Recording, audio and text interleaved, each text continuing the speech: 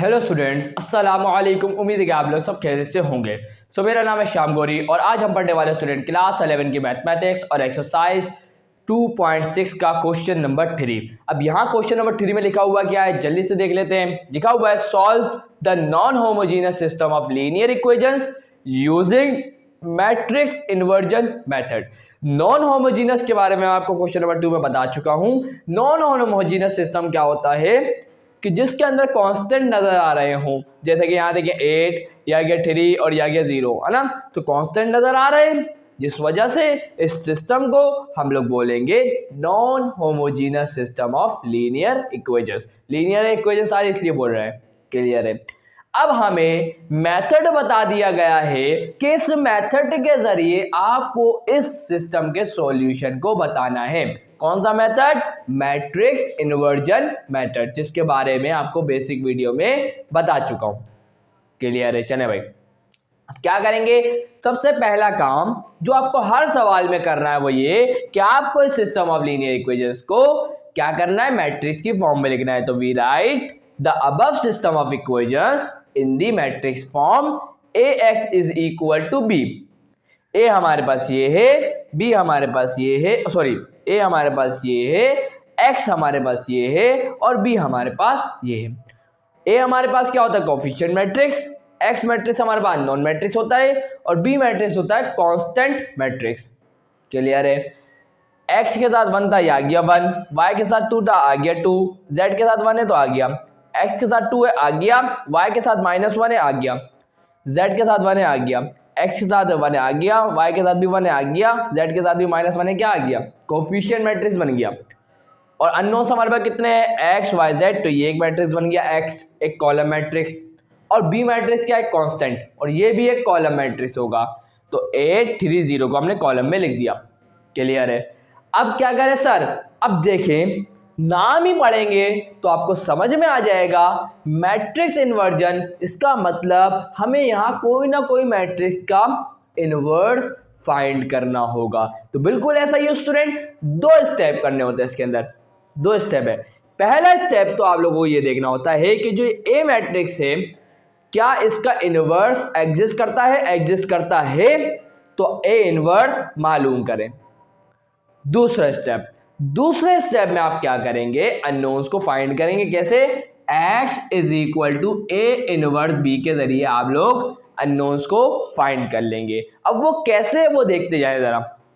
देखें, सबसे पहला स्टेप क्या है कि हमारे पास जो ए मैट्रिक्स है उसका अब हमें मालूम करना पड़ेगा ए इनवर्स। लेकिन सबसे पहले हमें ये तो पता हो कि ये ए वाला जो मैट्रिक्स है, कोफिशिएंट मैट्रिक्स है, क्या इसका ए इनवर्स मौजूद भी है। वो कैसे करेंगे कि जैसे ही हम इस ए वाले मैट्रिक्स का डिटर्मिनेंट मालूम करेंगे और अगर डिटर्मिनेंट 0 के बराबर नहीं आया, इसका मतलब ये होगा कि वो जो डिटर्मिनेंट है, मतलब जो मैट्रिक्स है, उसका इनवर्स मौजूद है। तो इसका डिटर्मिनेंट मालूम कर लेते हैं फटाफट। कैसे करते हैं वो तो आपको पता ही होगा। 1 को लिखूंगा, लिख दिया, ब्रैकेट लगाऊंगा, सुनते जाइएगा। इस 1 को लिया है तो इसकी रो को काट देंगे, इसके कॉलम को काट देंगे और इन दोनों को 2/2 का डिटर्मिनेंट मालूम करेंगे। तो -1 मल्टीप्लाई बाय -1 हो जाएगा क्या? +1। फिर आएगा -1 मल्टीप्लाई बाय 1 क्या होगा? 1। चले भाई, उसके बाद आता है नेगेटिव साइन। पहली रो का सेकंड एलिमेंट कौन है? 2 आ गया। उसके बाद इसकी रो को काट दें, इसके कॉलम को काट दें। क्लियर है? काट दिया। तो 2 मल्टीप्लाई बाय -1 क्या होगा? -2। फिर आएगा -1 मल्टीप्लाई बाय 1 क्या होगा? 1। आगे उसके बाद क्या होगा? प्लस। पहली रो का थर्ड एलिमेंट कौन है? 1, ये आ गया 1, ब्रैकेट। अब इसकी रो को काट दे, इसके कॉलम को काट दे, कौन बचेगा? 2 1 जा 2, -1 मल्टीप्लाई बाय 1 क्या होगा? -1 होगा। क्लियर है? इसको सॉल्व कर लेते हैं फटाफट, तो हमारे को डिटर्मिनेंट ऑफ ए मिल जाएगा। तो देखते हैं, प्लस का 1 माइनस का 1, 0 और 0 1 0, लिखने की जरूरत नहीं है। इधर आ जाए, माइनस माइनस क्या हो जाएगा? प्लस, ये हो जाएगा -3 और माइनस माइनस क्या हो जाएगा? प्लस, 2 3 का क्या हो जाएगा? 6 हो जाएगा।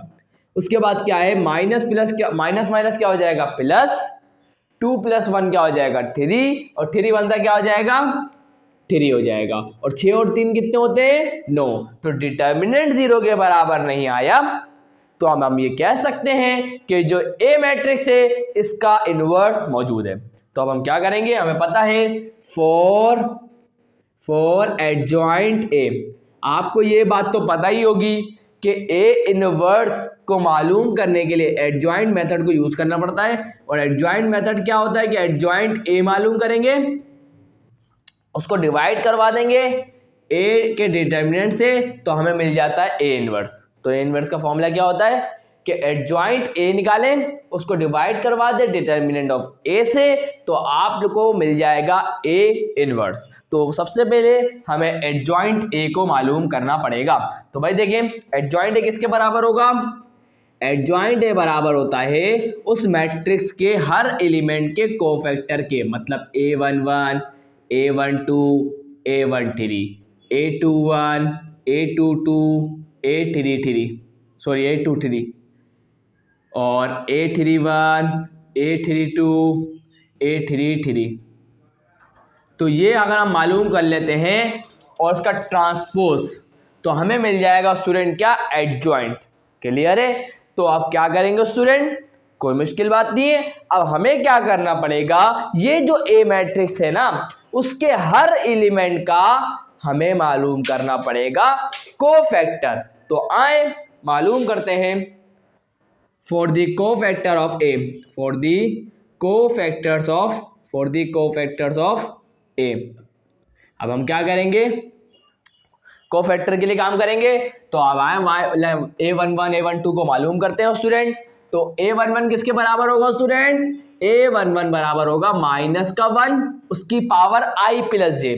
i कौन है 1, j भी कौन है 1, तो 1 + 1 हो जाएगा।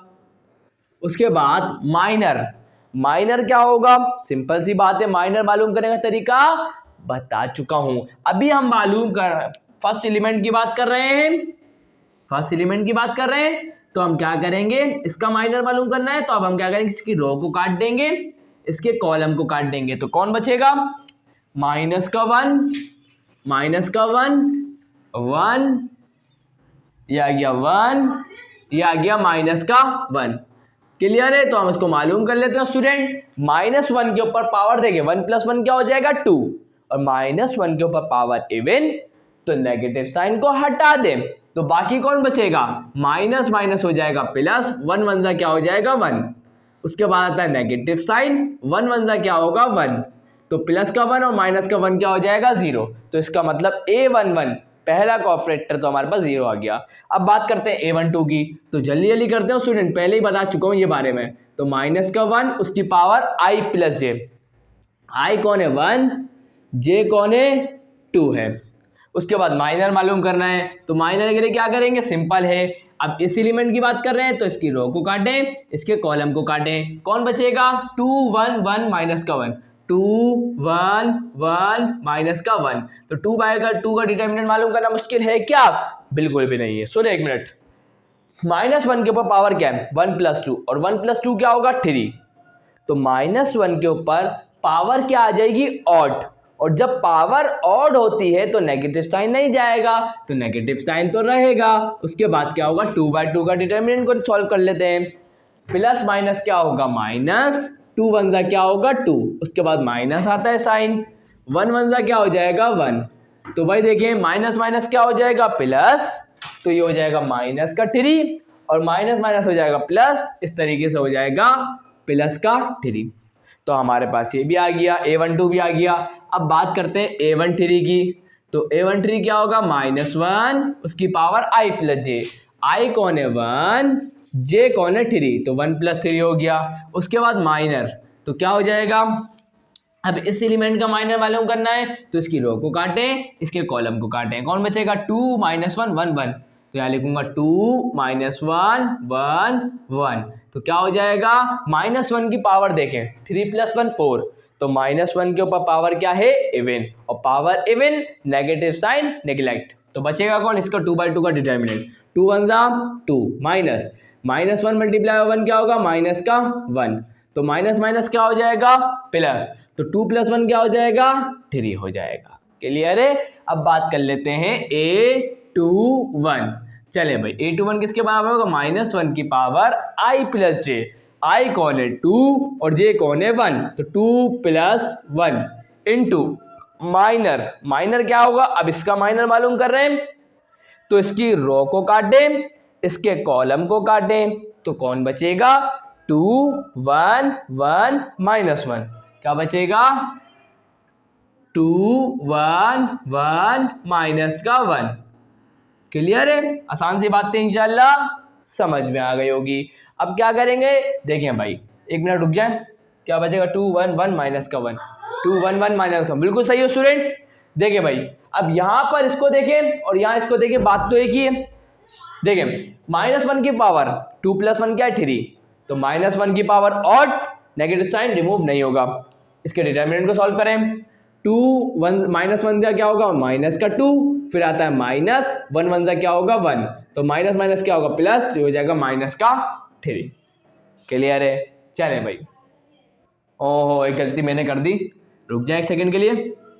आप लोग भी बोल रहे होंगे सर -1 की पावर क्या है ऑड है, तो नेगेटिव साइन तो रिमूव नहीं होगा, और उसके बाद 2 मल्टीप्लाई -1 क्या होगा माइनस का 2, फिर आता है माइनस 1 1 का क्या हो जाएगा 1, तो माइनस माइनस क्या हो जाएगा प्लस, 2 + 1 क्या हो जाएगा 3, माइनस का 3 हो जाएगा, और माइनस माइनस क्या हो जाएगा प्लस। इस तरीके से हमारे पास क्या आ जाएगा प्लस का 3। क्लियर है। छोटी सी बात थी, देखिए मैं आपको करके दिखाता हूँ। माइनस का 2 इंटू माइनस का 1 क्या होगा, माइनस माइनस हो जाएगा प्लस, तो ये हो जाएगा माइनस का 3, और माइनस माइनस हो जाएगा प्लस, तो ये हो जाएगा प्लस का 3। चले भाई ये चीज़ें मैं बता चुका हूँ, पहले ही बता चुका हूँ, फिर भी डिटेल में कराना पड़ रहा है ताकि आप लोगों को कन्फ्यूजन ना हो। चले भाई अब बात कर लेते हैं a22 की, किसके बराबर होगा -1 की पावर i + j। i कौन है 2, j कौन है 2, तो ये हो जाएगा 2 + 2, उसके बाद उसका माइनर। तो यहाँ देखें अब इस एलिमेंट की बात कर रहे हैं, तो इसकी रो को काटें, इसके कॉलम को काटें, तो कौन बचेगा 1 1 1 माइनस का 1, तो 1 1 1 माइनस का 1। तो जल्दी से मालूम कर लेते हैं, -1 की पावर देखें 2 + 2 क्या हो जाएगा 4, तो -1 की पावर क्या है इवन, तो नेगेटिव साइन नेग्लेक्ट कर दें, तो इस डिटर्मिनेंट को सॉल्व कर लेते हैं। तो 1 मल्टीप्लाई -1 क्या होगा माइनस का 1, फिर आता है नेगेटिव साइन, 1 1 का क्या हो जाएगा 1, तो माइनस माइनस हो जाएगा प्लस, और इस तरीके से आ जाएगा -2। अब बात कर लेते हैं a23 की। इतना मुश्किल नहीं है स्टूडेंट, डिटेल में करा रहा हूँ इसलिए मुश्किल लग रहा है, 2 मिनट का काम भी नहीं है। तो -1 की पावर क्या होगा i + j, तो i क्या है 2, j क्या है 3, और इसका माइनर क्या हो जाएगा। अब इस एलिमेंट की बात कर रहे हैं, तो क्या करेंगे इसकी रो को काट देंगे, इसके कॉलम को काट देंगे, तो कौन बचेगा 1 2 1 1, तो क्या आ जाएगा 1 2 1 1।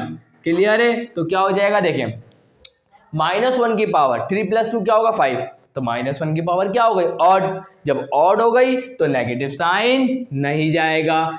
उसके बाद अब डिटर्मिनेंट सॉल्व कर लेते हैं 2/2 का, तो 1 1 का क्या होगा 1 होगा, फिर नेगेटिव साइन, 2 1 का क्या होगा 2 होगा, तो 1 - 2 क्या होगा -1, और माइनस माइनस क्या हो जाएगा प्लस, तो ये हो जाएगा प्लस का 1। क्लियर है। अब बात कर लेते हैं स्टूडेंट a31 की, क्या होगा -1 की पावर i + j, तो i कौन है 3, j कौन है 1, तो ये हो जाएगा 3 + का 1 इंटू माइनर। अब माइनर कैसे निकालेंगे, देखें इस वाले एलिमेंट की बात करें तो इसकी रो को काट दें, इसके कॉलम को काट दें, तो कौन बचेगा 2 1 -1 1, तो ये आ जाएगा 2 1 -1 और ये आ गया 1, तो क्या हो जाएगा देखें -1 की पावर देंगे 3 + 1 क्या हो जाएगा 4, तो -1 की पावर क्या हो गई इवन, और power even negative sign neglect कर देंगे। तो यहाँ पर 2/2 का डिटरमिनेंट सॉल्व कर लेते हैं, 2 1 का क्या हो जाएगा 2, फिर आता है माइनस साइन, 1 मल्टीप्लाई -1 क्या होगा -1 हो जाएगा, माइनस माइनस क्या हो जाएगा प्लस, और 2 + 1 क्या हो जाएगा 3 हो जाएगा। क्लियर है। अब मालूम कर लेते हैं a32 को, तो a32 हमारे पास क्या होगा -1 की पावर i + j, i कौन है 3, j कौन है 2, तो ये हो जाएगा 3 + 2 इंटू माइनर। माइनर कैसे मालूम करेंगे, इसकी रो को काट देंगे, इसके कॉलम को काट देंगे, तो कौन बचेगा 1 1 2 1, तो यहाँ लिख देता हूँ 1 1 2 1, तो क्या हो जाएगा देखते जाएं -1 की पावर को स्टूडेंट अगर आप देखें तो 3 + 2 क्या हो जाएगा 5।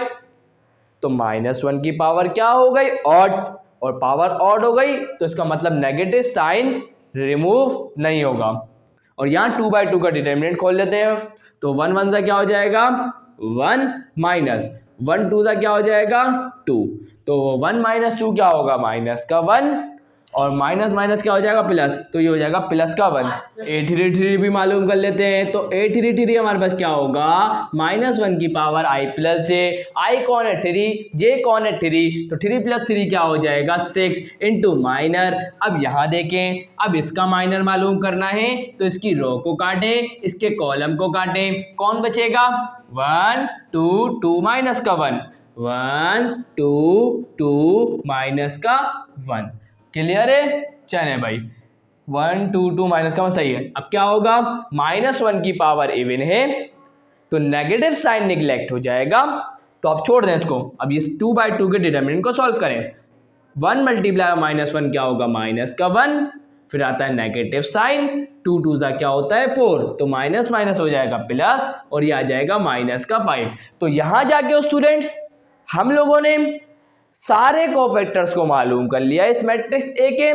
अब हम क्या करेंगे एडजॉइंट ओ को मालूम कर लेंगे। कैसे कि हम सारे कोफैक्टर को इसके अंदर पुट करेंगे और इसका ट्रांसपोज फाइंड करेंगे। तो इसको नोट करें, क्योंकि ये सब मिटा दूंगा मैं, तो आप इसको नोट करें, उसके बाद आगे बढ़ते हैं। सो यहाँ स्टूडेंट मैंने सारे कोफैक्टर्स को यहाँ डाल दिया इस मैट्रिक्स के अंदर। अब हम इस मैट्रिक्स का मतलब एडजॉइंट हमें मिल जाएगा, सिर्फ हमें इसका ट्रांसपोज फाइंड करना है। तो ट्रांसपोज फाइंड करना बहुत आसान है। रो को कॉलम में बना देंगे, तो ये पहली रो है इसको कॉलम में लिख देंगे, तो क्या हो जाएगा 0 3 3। अब सेकंड रो की बात करें तो इसे भी कॉलम में बना देंगे, तो 3 - 2 और ये आ गया 1। अब थर्ड रो है इसे भी कॉलम में कन्वर्ट कर देंगे, तो ये हो जाएगा 3 1 -5। तो अब हमारे पास आ चुका है एडजॉइंट ए।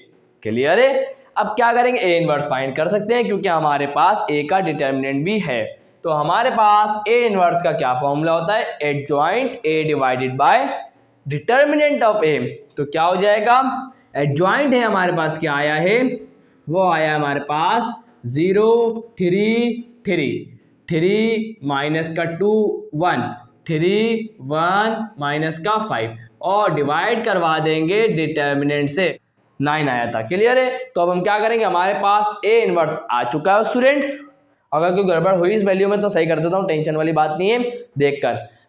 तो अब हमारे पास ए इनवर्स आ चुका है।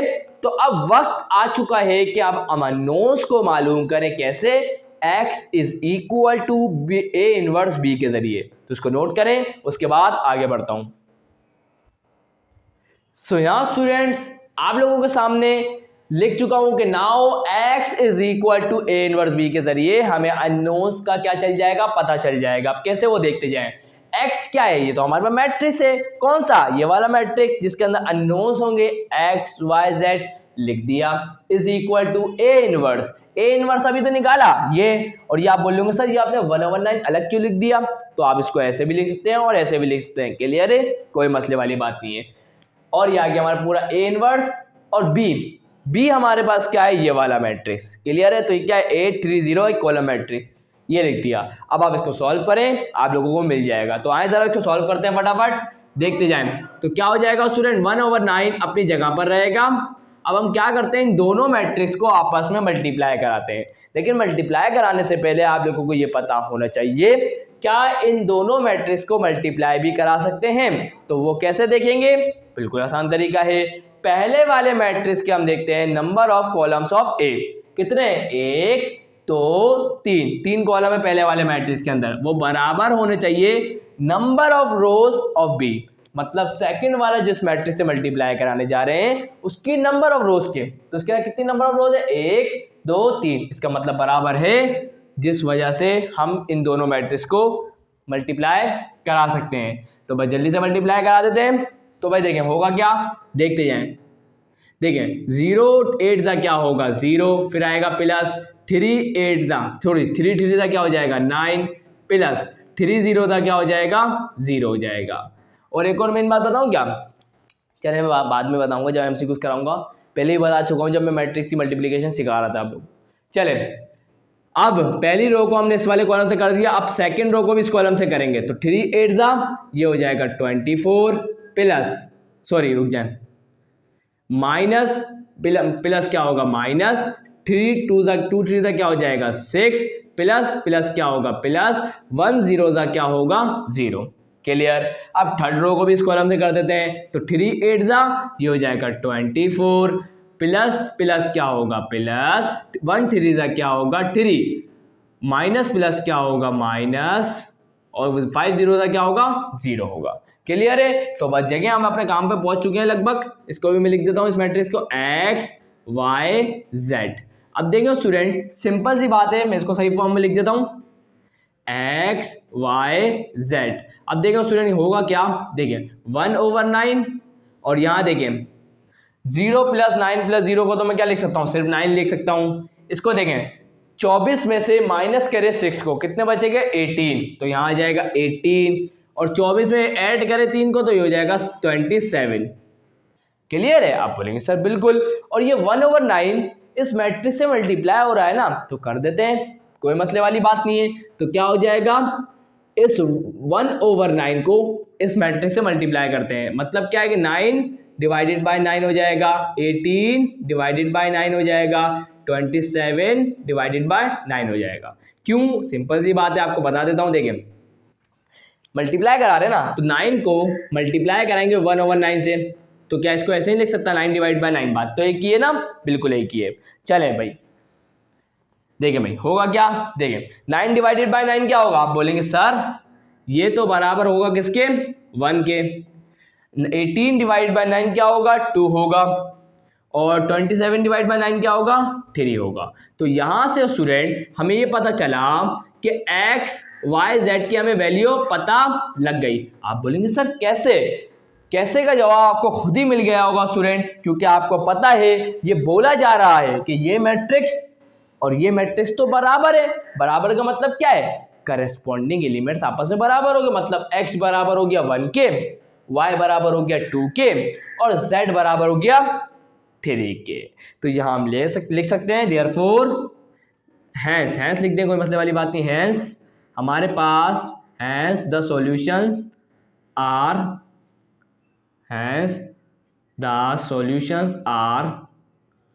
x is equal to 1, y is equal to 2 and z is equal to 3। ये हमारा आंसर क्या हो गया कंप्लीट। और यहाँ जाके हमने स्टूडेंट सक्सेसफुली क्वेश्चन नंबर 3 के पार्ट 1 को सक्सेसफुली कर लिया है। सो आए अब वक्त आ चुका है कि हम लोग बढ़े क्वेश्चन नंबर 3 के पार्ट 2 की तरफ। सो यहाँ स्टूडेंट्स आप लोगों के सामने आ चुका है अब क्वेश्चन नंबर 3 का पार्ट 2। अब आपको पता है कि मैं पहला सवाल बहुत डिटेल में कराता हूँ, हर चीज़ आपको बताइए।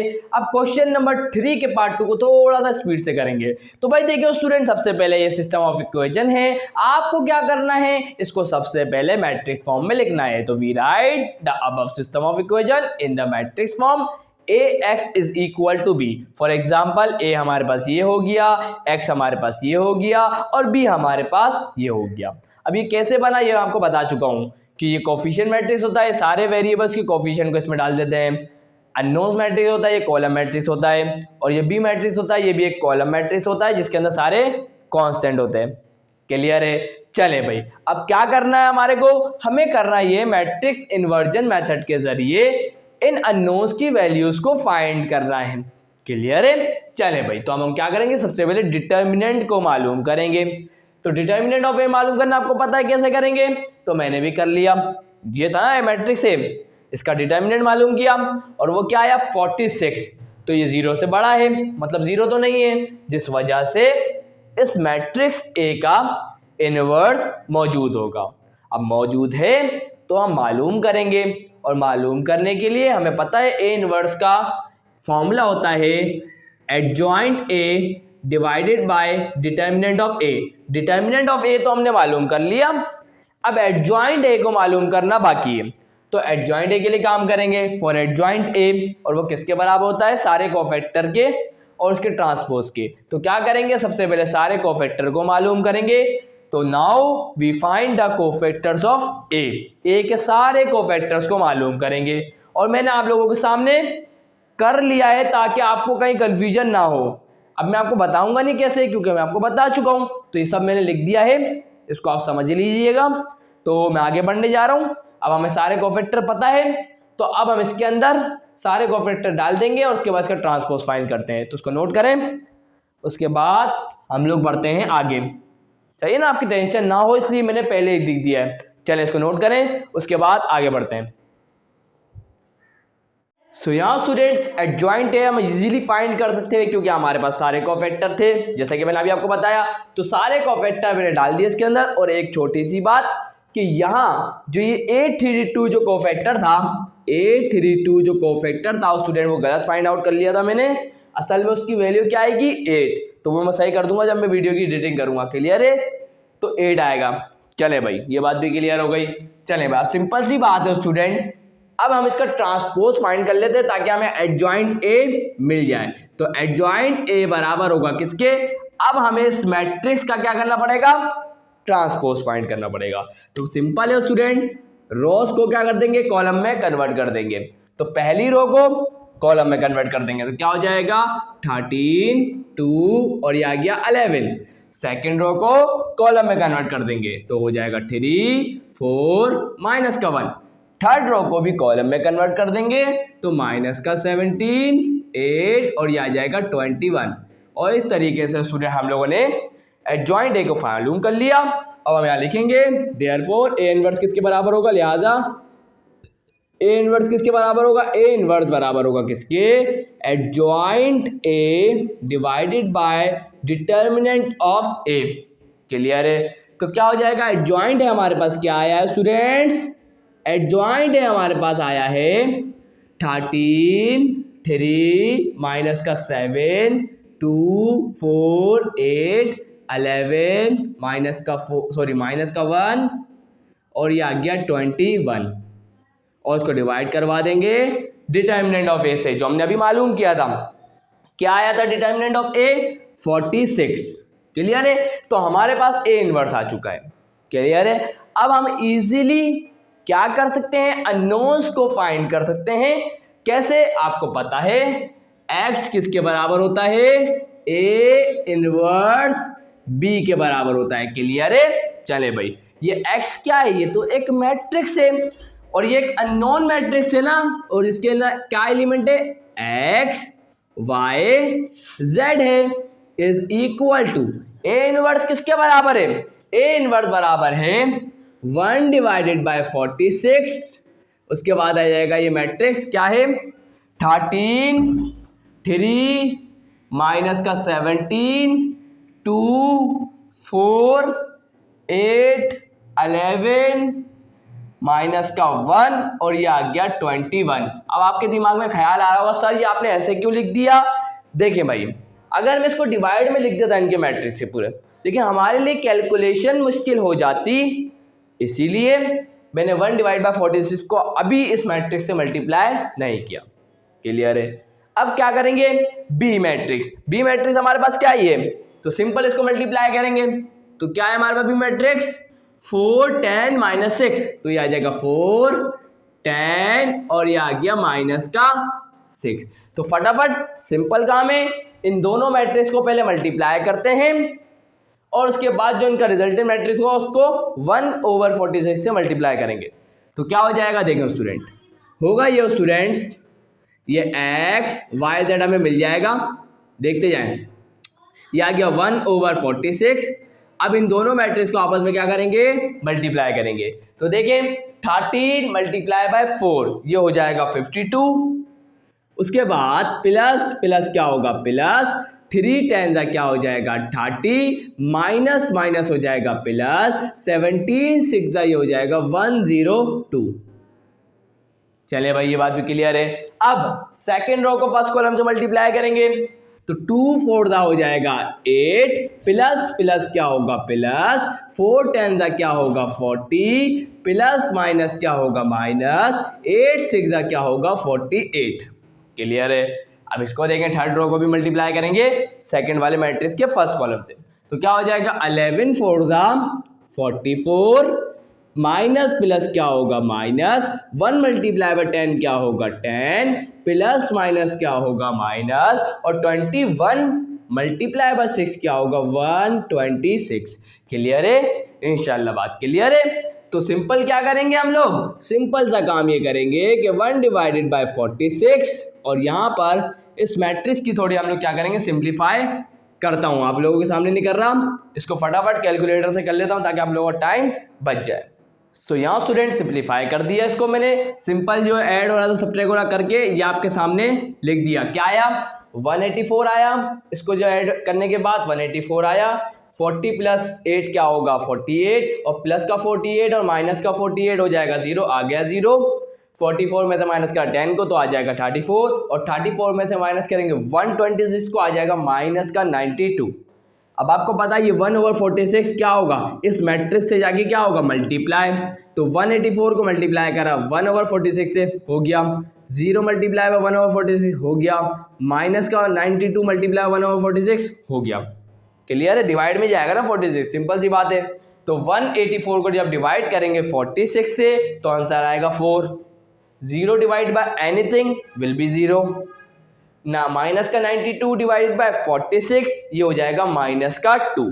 तो हम कह सकते हैं इस तरीके से हमारे पास x क्या आ जाएगा 4 कॉमा y क्या आ जाएगा हमारे पास 0 एंड z क्या आ जाएगा हमारे पास माइनस का 2 is the required solution, is the required solution.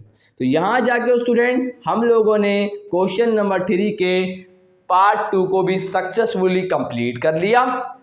इंशाल्लाह आप लोगों को अच्छे तरीके से समझ में आ गया होगा कि किस तरीके से आप लोगों को मैट्रिक्स इन्वर्जन मेथड के ज़रिए आप किस तरीके से सिस्टम ऑफ इक्वेशन के सॉल्यूशन को मालूम कर सकते हैं। क्लियर है? सो आज की वीडियो यहीं एंड करता हूं स्टूडेंट, और वीडियो अच्छी लगी तो लाइक ज़रूर करिएगा, चैनल को सब्सक्राइब करके बेल आइकन पे हिट करके ऑल पे ज़रूर क्लिक करिएगा। तो मिलता हूँ नेक्स्ट वीडियो में, तब तक के लिए अल्लाह हाफिज़।